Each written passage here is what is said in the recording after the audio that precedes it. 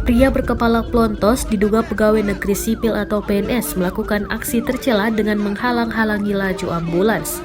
Peristiwa ambulans yang sedang membawa pasien dan dihalang-halangi mobil yang dikendarai pria berkepala plontos tersebut terjadi di Kecamatan Ciampea, Kabupaten Bogor, Jawa Barat.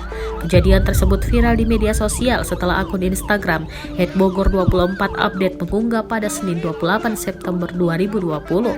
Dalam video tersebut, perekam video memperlihatkan wajah pelaku penghalang ambulans yang diduga oknum PNS di Kabupaten Bogor.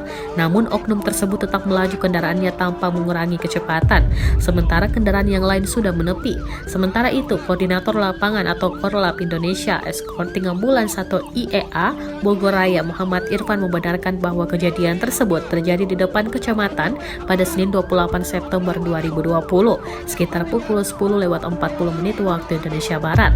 Dia mengatakan bahwa saat itu dirinya sedang bertugas mengantarkan pasien yang sakit patah tulang ke arah Lewiliang.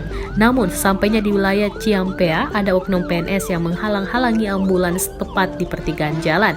Saat itu ia juga sudah memberi isyarat kepada pengendara tersebut dari arah kejauhan, namun sama sekali tak diindahkan hingga terjadi adu mulut di lokasi. Padahal pengendara lain sudah mematuhi perintahnya untuk berhenti. Menurutnya pengendara itu nekat membanting setir ke arah kanan hingga terjadi insiden dengan mobil ambulans. Atas kejadian itu, kata dia, mobil ambulans mengalami kerusakan dan pasien di dalam tampak syok.